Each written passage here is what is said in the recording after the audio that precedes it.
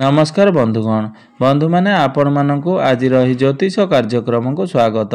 आज भिडटी तुला राशि व्यक्ति विशेष मानक बहुत गुरुत्वपूर्ण अटे, बहुत ही खास अटे। आपणकर जदि तुला राशि होता है तेबे यह भिडटी को थरे मात्र शेष पर्यंत निश्चिंत देखंतु। तुला राशि व्यक्ति विशेष मानकर जीवन एही सरस्वती पूजा परठारु बदलिबाकु जाउअछि, कारण ग्रह नक्षत्र मानकर चलन रे गोटे बहुत बड़ परिवर्तन हेबाकु जाउअछि, जहा द्वारा एमानकर जीवन रे चलीथिबा समस्त दुख कष्ट एवं समस्यार अंत हेबाकु जाउअछि एवं पुणी थरे खुशी फेरिबाकु जाउअछि। बुध एवं सूर्यंकर राशि परिवर्तन हेबा पई जाउअछि, जहा द्वारा आपणकर जीवन रे किछि बड़ हेबा पई जाउअछि। एही सरस्वती पूजा परठारु आपणकर जीवन रे चालुथिबा समस्त दुख कष्टर अंत हेबा पई जाउअछि। पुनर्बार आपणकर जीवन रे खुशी फेरिबाकु जाउअछि। एही सरस्वती पूजा ठारु आपणकर जीवन रे कोन सब बड़ परिवर्तन हेबार अछि, एहा पूर्वरु जदि आपणकर भी तुला राशि होइथाए तेबे यही भिडियोटी को लाइक करी चैनल टी को सब्सक्राइब कर दियंतु एवं आपण जदि ईश्वर को सच्चा हृदय रे भक्ति करुथांती विश्वास करुथांती तेबे भक्ति एवं श्रद्धार सहित कमेंट बॉक्स रे जय मां सरस्वती अवश्य लिखि दियंतु। पूर्वरु आपणकर स्वास्थ्य खराब रहुतला, धन जनित समस्या देखा जाउतला, आपण ऋण नेइथिले ऋण सुझी पारु नथिले, ऋणर भार आपणक उपरे बढ़ी जाइथिला, आपणकर गृह परिवार रे खुशीर वातावरण नथिला, आपणकर शिक्षा क्षेत्र रे समस्या देखा जाउतला, आपणकर अन्य शेषरी खर्च हो जाउतला, समाज रे आपणकर मान सम्मान पद प्रतिष्ठा नथिला, आपणकु संतान प्राप्ति होई पारु नथिला, संतान संतति को नहीं आपण चिंता रे रहुतिले, आपणकु चाकरी प्राप्ति होई पारु नथिला, आपणकर व्यापार रे लॉस हेउतला, प्रेम जीवन रे समस्या देखा जाउतला। तेबे एही भली जहा भी समस्या आपणक जीवन रे चालुतला ताहा एही सरस्वती पूजा ठारु दूर हेबा पई जाउअछि। आपणक जीवन रे पुणी थरे खुशी फेरिबाकु जाउअछि, आपणकर जीवन रे पुणी थरे नूतन सूर्य उदय हेबा पई जाउअछि। तेबे बंधु माने आसंतु आरंभ करिबा आजिर एही कार्यक्रम, जहा कि जन्म राशि एवं चंद्र राशि उपरे संपूर्ण आधारित अटे। एही फेब्रुआरी मास आरंभ रे तुला राशि रे नवग्रहंकर स्थिति विषय रे सर्वप्रथमे आलोचना करिबा। तेबे बंधु माने राशि चक्र रो 12टी राशि मध्यरु सप्तम राशि होउची तुला राशि एवं तुला राशि रो राशियाधिपति हेउचंती शुक्र देव एवं शुक्र आपणकर कुंडली रो षष्ठ भाव रे विराजमान अछंती एवं तांको सहित राहु मध्य विराजमान अछंती। बुध एवं सूर्य आपणकर चतुर्थ भाव रे विराजमान अछंती, शनि आपणकर पंचम भाव रे विराजमान अछंती, देवगुरु बृहस्पति आपणकर अष्टम भाव रे विराजमान अछंती, मंगल आपणकर नवम भाव रे विराजमान अछंती एवं केतु आपणकर द्वादश भाव रे विराजमान अछंती। तेबे बंधु माने सर्वप्रथमे जानि नेबा आपणकर स्वास्थ्य किपरि रहिबो एही फेब्रुआरी 2025 रे। तेबे बंधु माने कुंडली रो प्रथम भाव होइथाए आपणकर स्वास्थ्यर भाव, आपणकर इम्यूनिटी सिस्टम रो भाव एवं प्रथम भावर अधिपति हेउचंती शुक्र देव एवं शुक्र आपणकर षष्ठ भाव रे विराजमान अछंती। एही मासरे शुक्र आपणकर उच्च अवस्था रे अछंती, जे कि आपणकर राशि रो राशियाधिपति अटंती। एही मासरे आपणकर स्वास्थ्य बहुत ही भल रहिबो, आपण निजको हेल्दी बोली अनुभव करिवे। बृहस्पति आपणकर अष्टम भाव रे गोचर करुथुबारु आपणकु समय समय रे पेट जनित समस्या गैस्ट्रिक भली समस्या किछि देखा देई पारे। एही समय रे आपणकर टिके मोटापण भली समस्या देखा देई पारे, सेथिपई आपण माने बाहर खाद्यपेय प्रति टिके नियंत्रण रक्षा करंतु, नचेत एही मासरे आपणकर स्वास्थ्य बहुत ही भल रहिछि। आपण एही मासरे कोनोसी दूर स्थान को यात्रा करि पारंती, आपण खाद्यपेय को नेई टिके विशेष ध्यान देबे। आउ किछि बड़ समस्या एही मासरे देखा जाउ नाही, आपणकर स्वास्थ्य रे चिंता करिवार कोनोसी आवश्यकता नाही। एबे जानिबा आपणकर शिक्षा क्षेत्र किपरि रहिबो एही फेब्रुआरी 2025 रे। तेबे बंधु माने कुंडली रो पंचम भावटी होइथाए आपणकर शिक्षा क्षेत्र रो भाव एवं आपणकर पंचम भावर अधिपति शनि देव आपणकर कुंडली रो पंचम भाव रे ही विराजमान अछंती।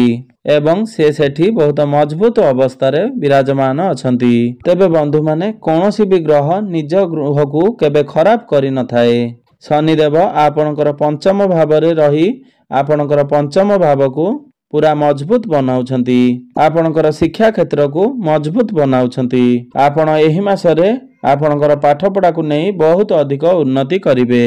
जदि एही समय रे आपण कोनोसी बड़ डिसीजन नेबा को चाहुचंती ताहले आपण निश्चय भावरे नहीं पारिबे। आपण हायर एजुकेशन पई कोनोसी नूतन स्थान रे एडमिशन करि परिबे। कोनोसी फॉर्म फिलअप करि परिबे। 10-11 फेब्रुआरी परे बुध एवं सूर्य मध्य आपणकर पंचम भाव को गोचर करिवे एवं से सेठी बुधादित राजयोगर निर्माण करिवे। आपणकर सेही समय जदि कोनोसी एग्जाम रहिछि सेथिरे आपण निश्चिंत भावरे उत्तीर्ण करिवे। आपण कॉम्पिटिटिव एग्जाम बा प्रतियोगिता मूलक परीक्षा रे आपण निश्चिंत भावरे कृतकार्य हेबे। आपण को पाठ पढ़ा को नहीं सम्मानित हेबे। एही मासरे आपणकर पाठ पढ़ार स्थिति बहुत ही भल रहिछि। एबे आसंतु जानि नेबा आपणकर प्रेम जीवन किपरि रहिबो एई फेब्रुआरी मास 2025 रे। तेबे बंधु माने पंचम भावटी शिक्षार भाव हेबा सहित पंचम भावटी आपणकर प्रेम जीवनर भाव एवं पंचम भावटी आपणकर संतान संततिर भाव। पंचम भावर अधिपति शनिदेव निज स्वगृह रे बहुत बलवान स्थिति रे अछंती एवं शुक्र मध्य एही मासरे बहुत उच्चस्थ अछंती। एही मासरे आपणकर प्रेम जीवन बहुत ही खास रहिछि किंतु शुक्रंक सहित राहु विराजमान थिबारु आपणक मध्य रे टिके डाउट्स क्रिएट हेई पारे। आपणकर पार्टनर को प्रति आपण डाउट्स क्रिएट करि पारंती जहा फल रे आपणकर प्रेम जीवन रे टिके डिस्टर्बेंस देखा देई पारे। नचेत एही मासरे आपण को भ्रमण सुख प्राप्ति हेबो। आपण आपणकर पार्टनर को सहित कोनोसी दूर स्थान को यात्रा मध्य करि पारंती। जे मानकर कथावार्ता बंद हो जाइथिला ब्रेकअप आदि हो जाइथिला सेमानकर पुणी थरे कथावार्ता होई पारे। प्याचअप हेबार संभावना बनू अछि। तबे बंधु माने एबे आसंतु जानि नेबा आपणकर वैवाहिक जीवन किपरि रहिबो एई फेब्रुआरी मास 2025 रे। तबे बंधु माने कुंडलीर सप्तम भाव होइथाय वैवाहिक जीवनर भाव आपणकर जीवन साथीर भाव एवं सप्तम भावर अधिपति हेउचंती मंगल एवं मंगल आपणकर भाग्य भावरे अर्थात नवम भावरे विराजमान अछंती। एही मासरे आपणकर वैवाहिक जीवन बहुत ही खास रहिबो काहेकि ना समस्त ग्रह मानकर स्थिति बहुत ही मजबूत रहिछि। मंगल आपणकर नवम भावरे थिबारु आपणकर लाइफ पार्टनर कैरियर रे ग्रोथ देखा देबो। तांकर भाग्य रे उन्नति आसीबो। आपणकर वैवाहिक जीवन सुखमय हेबो। एही समय रे आपण दुई जन मिसी कोनोसी फैमिली प्लानिंग करि पारंती। आपण धार्मिक स्थान को गमन करि पारंती। धर्म आड़ को आपणकर मन अग्रसर होई पारे। तेबे बंधु माने एबे आसंतु जानि नेबा किछि महत्वपूर्ण विषय ताहा हेउची आपणकर भाग्य कैरियर एवं व्यापार वाणिज्यर स्थिति किपरि रहिबो एई फेब्रुआरी मास 2025 रे। तेबे बंधु माने नवम भाव होइथाय आपणकर भाग्यर भाव एवं दशम भाव होइथाय आपणकर कैरियर तथा कार्य क्षेत्रर भाव एवं सप्तम भाव होइथाय आपणकर व्यापार वाणिज्य र भाव एवं नवम भावर अधिपति होचंती बुध। बुध आपणकर कुंडलीर चतुर्थ भाव रे विराजमान अछंती किंतु 11 फेब्रुआरी परे बुध आपणकर पंचम भाव को गोचर करिवे। आपणकर त्रिकोण अर्थात लक्ष्मी भाव को गोचर करिवे। एही मासरे आपणकर भाग्य सर्वोत्तम रहिबो।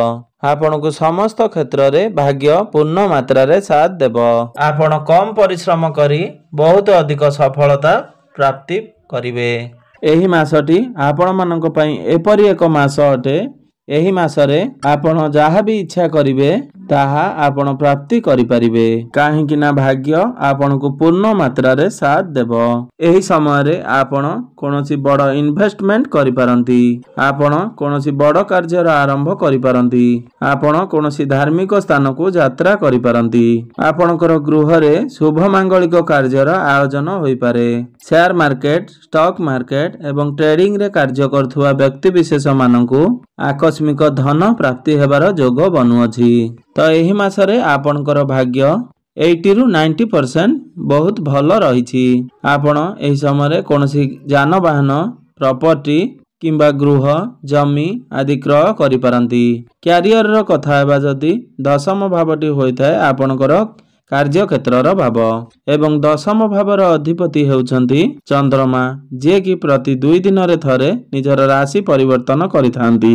सूर्य एवं बुध आपणकर चतुर्थ भाव रे विराजमान होई आपणकर दशम भाव को दृष्टि देउछंती एवं तांकर सप्तम दृष्टि रे एही मासरे आपणकर क्यारियर बहुत ही खास रहिबो। कर्म क्षेत्र रे आपणकु सम्मानित करा जाई पारे। सरकारी क्षेत्र रे आपणकु लाभ प्राप्ति हेबो। आपण मानक पाखकु अनेक गुड़िए अपॉर्चुनिटी आसीबो। आपणकु नूतन कार्य आसीबो। आपण समस्त कार्य को सुरुखुरु रे संपादन करिवे। आपणकु ऊपर ऑफिसरंकर सपोर्ट प्राप्ति हेबो। आपणकर कर्म पई आपणकु समाज रे प्रशंसार पात्र हेबे। जेउ मानक पाखरे कोनोसी चाकरी नाही बा बेरोजगार अछंती तो सेमानकु एही मासरे चाकरी प्राप्त हेबार बहुत ही संभावना बनु अछि। आपण चेष्टा जारी रखंतु। आपणकु कोनोसी एमएनसी कंपनी रु जॉब ऑफर आसी पारे। आपणकर ट्रांसफर हेबार जोग बनु अछि एवं जेउ माने भी चाकरी करछंती सेमानकर पदोन्नति हेबार जोग बनु अछि। तबे बंधु माने एबे आसंतु जानि नेबा व्यापार वाणिज्यर स्थिति किपरि रहिबो एही फेब्रुआरी 2025 रे। तबे बंधु माने कुंडली रो सप्तम भाव होइथाय आपणकर व्यापार वाणिज्यर भाव एवं सप्तम भावर अधिपति मंगल आपणकर नवम भावरे विराजमान अछंती। एही मासरे समस्त ग्रह मानकर स्थिति बहुत ही खास अछि। मंगल आपणकर भाग्य भावरे अछंती। आपण एही मासरे आपणकर व्यापार को बढ़ई पारंती। कोनोसी नूतन व्यापार वाणिज्य आरंभ करि पारंती। व्यापार वाणिज्य रे आपण बहुत अधिक उन्नति करिवे। आपणकर डेली इनकम रे वृद्धि हेबो। रोजगार रे वृद्धि हेबो। आपणकर कस्टमर बढ़ी पारंती। आपण किछि नुआ करिवा पई चेष्टा करंतु। आपणकु निश्चित भाबरे सफलता प्राप्ति हेबो। एही मासरे आपण टंका किछि संचय करि परिवे। आपणकर इनकम अधिक रहिबो। एबे आसंतु जानि नेबा किछि सरल एवं सुविधा उपाय विषय रे जाहाकु करिबा द्वारा एही मासरे जहा भी किछि समस्या रहुअछि बा अशुभत्व रहुअछि सेगुड़िक खंडन होई आपनकु शुभ फल प्राप्ति हेबो। एही मासरे आपनकर ग्रह माने बहुत मजबूत स्थिति रे थिबा हेतु आपनकु कोनोसी विशेष प्रतिकार करिवार आवश्यकता नाही। आपण अधिक शुभ फल प्राप्ति करिबा पई आपण प्रत्येक दिन हनुमान चालीसार पाठ अवश्य करंतु एवं प्रत्येक दिन उदित सूर्यंकु तंबा पात्र रे जलार्घ्य अर्पण करंतु एवं शुक्रंकर बीज मंत्रर जप 108 थर अवश्य करंतु। ओं द्रांग द्रिंग द्रोंग सह शुक्राय नमः एही मंत्रटी को 108 थर प्रत्येक दिन जप करंतु। आपणक पई शुभ फल प्राप्ति हेबा सहित आपणकर भाग्य रे उन्नति आसीबो। तेबे बंधु माने आपणकर जीवन मंगलमय हेउ एहा ही ईश्वरक निकट रे मोर एतिकी प्रार्थना।